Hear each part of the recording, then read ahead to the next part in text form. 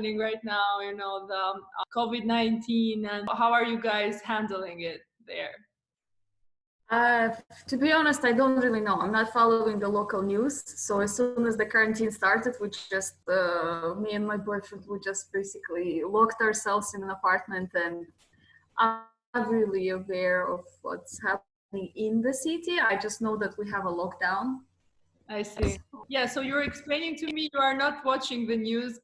This is a great thing to do, to be honest. I'm not watching the news either. I'm trying to stay positive in this, and I'm reading a lot. I'm starting week 2 with my webinar. I don't know if I've spoken about my webinar before. It's an expat webinar, sort of is trying to help expats all over the world start a business. Sort of we are in this sector because we think education is the basic thing right now. So basically, if you go in a country, as you went to Budapest, you want to know what is the country about, what business can you do, what is the bureaucratic procedures and everything. We have helped around 135 Italian entrepreneurs do business in Albania. Sort of we have helped them to register the company. But now we are trying to go to this sector where we are not anymore doing the services, but we are consulting. So we sort of consulting you what to do in Budapest in this case, or what to do in Croatia, what to do in Romania, in Bucharest, etc. Sort of right now the things don't look as good as they looked before, but I think somebody can never stop people from traveling, stop people from exploring places, stop people from doing business everywhere in the world. So yeah, I made some questions. I've been seeing your YouTube channel. I liked it a lot. And I think you are the right profile for this interview. Can you introduce yourself for this interview? Okay. So my name is Zarina. I'm originally from Kyrgyzstan. I came to Hungary 8 years ago, already more than 8 years ago. I came to study. I did my master's at Central European University. And then after that, I decided to stay. I worked all kinds of office jobs here, from IT help to finance to right now I work for the UN. I do payroll. And at the same time, I opened a shop here recently. It's been only 6 months. So I bought a flat, I sold a flat. So I feel like pretty much done all kinds of stuff in this country, what you can possibly do. So yeah, that's that. I see.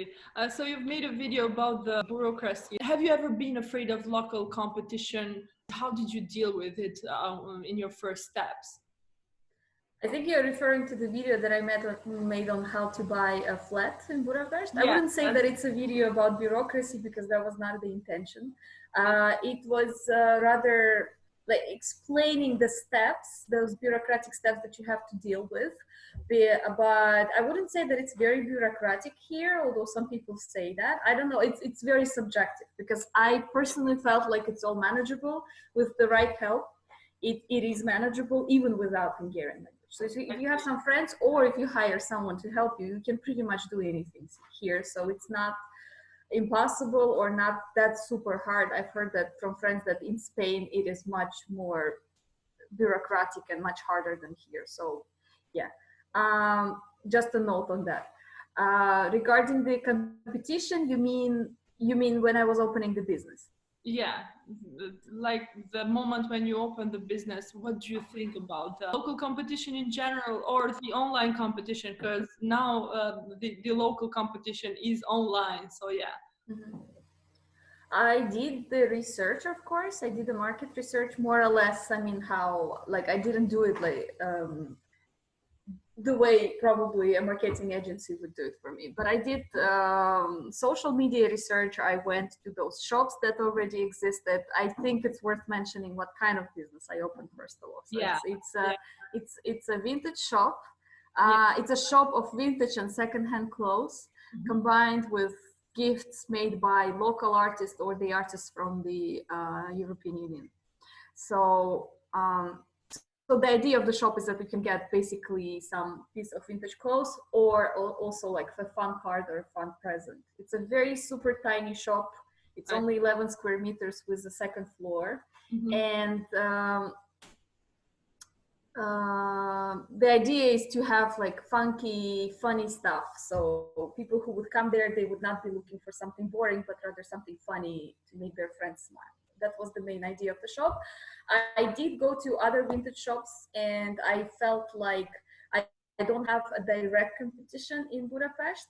So there are plenty of vintage clothes shops in Budapest. There are plenty of gift shops, but there are just a few who are combining those two things. And especially I went one step further. I added rather funny, unusual things that usually people have a reaction of like, oh wow, it's like some, I don't know, socks or mugs with human genitalia drawing on them or something like that. So that was another step further I made to make sure that there is no direct competition in Budapest, because there is no other shop that actually offers vintage clothes and this kind of funny, funky gifts. So in that sense, I kind of try to deal with competition in advance by creating something that is a little bit within the niche, a little bit of a unique niche by itself. I see. Do you speak Hungarian? No. No. All right. So was it difficult at first when you were in the city? Was it difficult to communicate? I mean, as a tourist, no, not at all. A lot of people speak English. But when you stay to live here, I guess like any other country, except for maybe those countries like the Netherlands where people fluently, everybody speaks English. It is getting harder, of course, the longer you live here. The more things you want to do, it's getting harder without the language. But again, with the right help, with friends or people that you can just find and hire, it's all manageable. If you basically, with the opening the business, I hired a great accountant who speaks, she's Hungarian, but she speaks English, and she's very nice and very knowledgeable. So with her help, if you can afford paying someone to do it for you, it's all pretty easy, I would say. I see. So let's talk about a little bit about the bureaucratic. How is it doing Budapest in sort of if you can scale it from 1 to 10? Have you ever had the chance, or have you ever had the problem of filing papers yourself? Have you ever filed papers yourself? And how did that go? I did file papers myself for when I was applying for residency here. So when you're dealing with the immigration office, it is pretty bureaucratic, I would say. That's the part that, like, fairly you can admit that it is bureaucratic, and it is also not very clear. So the rules and guidelines that are provided by the immigration office are not very clear. So there's a lot of mystery and rumors and gossip around it that people are sharing with each other. So no one knows for sure what kind of documents you have to bring. No one knows for sure what actually will bring you to getting the visa or residence permit, and what will actually not. So people are like sharing online. You can find a lot of this kind of like advice, and people are sharing with each other, and it's all confusing and not very helpful. So I would say when you're dealing with the immigration office, that's the most probably bureaucratic and unclear place to deal with. Yet, of course, you can always hire a lawyer, but even that doesn't guarantee you that you will actually file the right package of documents, and eventually, because I know people who did hire expensive lawyers and still didn't get there. So, but when it comes to other places, I think like tax office, or in Hungary, they have a pretty good system here of, they're called client windows. So there are administrative points, offices in each district in Budapest where you can go, and it's called a client window, and you can do a lot of different kinds of this administrative bureaucratic things through this window. So basically you just get a number, you go to the window, and there will be a person who will be able to help you, or at least consult you on many different administrative things, from opening your own tax number, opening your own tax ID as individual entrepreneur, to, I don't know, like selling your flat, registering your address card, getting your social security, basically everything you can do in one place at this social client window. So that is pretty good. But again, the problem comes when if you don't speak Hungarian, not always they speak English. So it's better to go with someone there. I see. So yeah, I would say immigration office is the hardest part here. I see. If you don't have anyone to help you. You are saying that residence permit in some sense is the hardest to get, right? Yes, because from what I heard from people who were trying to get residence permit in other European countries, like in Germany, for example, the guidelines are very clear. You have a set of documents that you have to bring, and if you're lacking something, they will let you know from this set of documents. So they will not ask you for anything more on top of what is written on, let's say, on the website, right? And you can find this information online. While in Hungary, if you go to the immigration office website, you find a list of documents that you have to do and certain guidelines. But even if you follow these guidelines, it will not, in most of the cases, from what I know, it will not actually get you the result that you want, because when you go there, they will still ask for additional documents that are not listed on the website, or they will ask for something that is not even mentioned. I see. So these kind of things, yes. So how did you manage before arriving in Budapest, before starting your company? Sort of, you were studying, right? And you didn't have problems with the culture scape in Hungary, or did you prefer, or maybe before you were studying, did you prefer sort of reading about the culture scape, the Hungarian culture scape, or you sort of preferred better meeting locals yourself to understand it further? Definitely. I didn't do any research on that. I just kind of more or less got familiar with the local culture through having local friends and talking to people. The funny thing is that when you talk to locals, the more you talk to Hungarians, the more you listen to them, the more negative image of Hungarian culture you will have, because generally Hungarians like to criticize themselves a lot, and like you need to keep that in mind when you talk to some Hungarians, because they might be doing it for, I don't know, like as a joke or in a sarcastic way.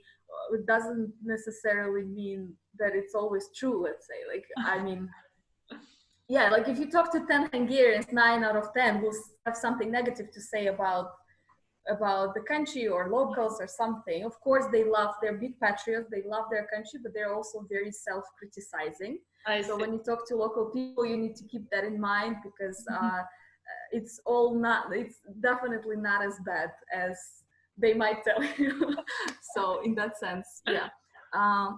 But of course, it does help a lot to talk to locals, to get to know them. I see. So can you explain, or can you sort of describe your day, and can you say 3 or 4 daily business frustrations you've got that you'd like to solve, or you've been thinking about solving them?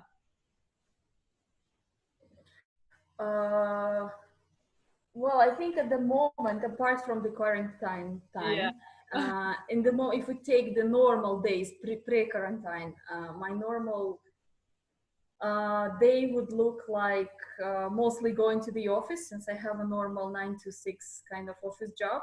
But my biggest struggle, I guess, is time, that I have to work full-time 40 hours per week in the office. But then I also have the shop where sometimes I work there myself, sometimes I have other people helping me with working there. But the shop is open Thursday, Friday, Saturday, and Sunday. So basically, in the beginning, I was working there myself every day, which meant that I simply had no weekends. So I would work 5 days in a row in the office, and then Thursday, Friday after the evenings, I would also work in the shop, and then the whole weekend as well. So for me, the biggest issue was having even a little bit of break for myself and just relaxing. That's been the biggest issue. But recently I fixed it by I managed to just find friends or people who are willing to help me with the shop, so I get to have some kinds of vacation. But of course there comes another problem, is that paying someone to be there is a big strain on the finance of the shop. I see. Have you got any, or the Hungarians in general, have they got any business etiquette that you should follow? A sort of a business rule you should follow? And what is one of these business etiquettes, and what do you think about Um, business etiquette. I don't think I can actually answer this question because like I said, I was always hiring someone to help me with things. So with the administrative things. So I am basically managing my shop alone, so I don't have any partners, especially not local partners. that? And my accountant pretty much does all the administrative work for me. So she files all the documents, she pays taxes, she deals with the tax office and things like that. So I don't really have any experience of direct communication with the locals when it comes to my business, except for the clients that come to the shop. So I don't really know about the business etiquette here. What is something that you'd have desired to be a reality in your life or business right now? Could you elaborate on that? What do you mean by that? In your business, how are you handling with the online right now? Or sort of, would you... online. Yeah. In the beginning, when this whole virus thing was starting, I was thinking, like everybody, I guess, that it would be the best to go online right now. Yeah. But considering that I was not prepared with the online platform before, I feel like those businesses who already had a developed online platform before the virus and the quarantine, they are now using this platform successfully. But those like me who did not prepare this platform, so basically I have a pretty good Instagram account with a lot of loyal clients, but I don't have the platform through which they could pay or make actually those orders. And also there are a lot of issues. Basically for me, it would mean I prefer to self-quarantine and actually stay at home, while if I would be dealing with the online orders, it would mean that I would have to go to the shop, which is basically a storage, and then go to the post office. And I just decided for myself that I would not go there because I don't think that it's worth it, considering that, again, I don't have that platform. So it would mean that there would be not that many orders, I think. And it's just not, I try to evaluate, safety and the profit here, and I don't think it's worth it. Sort of, you are saying that the cost it's not worth it. Yeah, you said it. All right.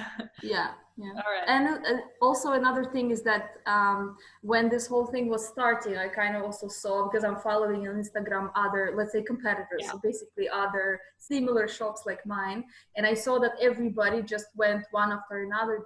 Almost all of them closed, like I did as well, and they just stopped completely. So they were not even trying to do anything like this, like online stuff. I don't know, maybe after some weeks people will realize that it's still going on, because now they're saying that it will last until June, this whole thing. So maybe after some time people will realize that they do have to move on somehow, and this online thing will start. But at the moment I see that other shops like mine in Budapest are also just keeping quiet and just completely shut down. I see. So what was something that inspired you to move to Budapest first, and then after start your business? Well, the main reason, like I said, to move to Budapest was to come to study. So the university that I got the scholarship and I was admitted to is what used to be located here. Unfortunately, now they had to move. So now it's the headquarters is in Vienna. But 8 years ago, it used to be here, and I came because of my master's. And initially, I was not planning to stay. I thought that I will just graduate and I will go. But then I got an opportunity to stay and because I really like the city. So I thought that it would be nice to stay for a while, and I sort of got stuck here. I mean, I liked it so much that I decided to stay longer and not come back to my country. And opening a business was not a good decision. I mean, I wanted to do it for many years, but I didn't have the chance to. So basically, as soon as I got a chance financially and based on my status, legal status here. So at the moment I have already a permanent residency in Hungary. So I don't have to, again, like I don't have to deal with this immigration office bonanza. So I just already have a permanent document and I can do whatever I want. But if I don't want to work, I can just stay home. So I'm not dependent basically on my employer. And as soon as I had the financial and legal status to open a business, I decided to try it. I see. Yeah, no, tell me. Especially that I think it's worth mentioning that there is a simplified, and I really hope that they will keep it and they will not diminish it. There is a simplified way of opening your business as a private entrepreneur, is a individual business. Like if you're alone, it's called Kata. And it's a pretty nice system because basically you register, the registration takes, I don't know, I think literally half a day. Again, you can you do it online, or you can go to this window that I mentioned and you can register yourself, and you can have a registered business and a tax ID within 1 day. And then it's very simple because you only have to pay a fixed amount of tax per month. And that's it. So the tax is not based on your revenue, but it's a fixed amount. So it's pretty easy for people who are dealing, and it's not that much. It's manageable. So for people who are having like kind of like small things that they do themselves and sell, or small shops like mine, it's easy to manage because the tax in this case is only 50,000 forints per month. Yeah. And fixed. And that's up to 12 million per year revenue. So if you exceed 12 million, then you have to go to a different tax scale and pay higher taxes. But I would say 12 million, for example, for my shop, that's a pretty high bar. If I will reach 12 million, I'll be super happy. So in that sense, it's an easy tax. And especially if you actually have a full-time job somewhere. So let's say if you have an office job and then you open this kind of like a side business, then they even cut it in half, so you have to pay only 25,000, and the social security and pension is included in this amount. So it's a pretty good system. That's great. I was just about to ask you what are the advantages of opening a business in Budapest, but you said the first one. So I'd like to hear others that you think expat entrepreneurs are missing in Budapest. Oh, definitely information in English. Available, easy to adjust information, to digest, information in English. So I think the main problem here that I see is lack of information in English for expats. Lack of access to the information and to the sources of information. So unless you actually, I meet a lot of people who ask me questions like how did you do this, or how did you know how to even start, and things like that. And it surprises me that we all know that there is lack of this information, but it just sometimes surprises me that people don't have this idea that they can just go pay someone for consultation and get all the information that you want. That's basically, I would advise it to everybody who is even thinking of starting something, is to find an accountant. You can find it based on some online reviews, some English-speaking accountant who would look knowledgeable and would have good reviews, and just have at least 1 hour consultation. That's what I did. It was very cheap. It was 5,000 forints, which is like 15 euros maybe. And you get a tremendous amount of good information that possibly in the future will save you a lot of money and nerves and time on how to do and what not to do. And I would suggest to everybody to start with this. Just find a local accountant, have a consultation, pay for it 1-2 hours, just ask all possible questions, and and from there you can see what to do and decide if you want to do it.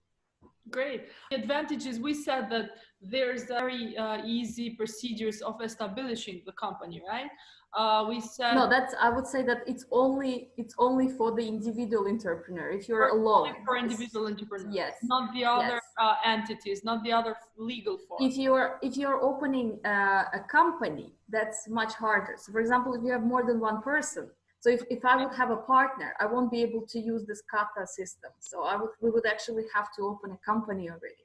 Yes. Or if you have a bigger budget or a bigger operation, bigger revenue possibly, then you have to open a company, and that's already a completely different thing. It's much more complicated, and you need much more money also to, you need the initial capital for the company, which is, if I'm not mistaken, 3 million or even more, I'm not sure. So that's a different thing, and that I'm not sure how it works. I see.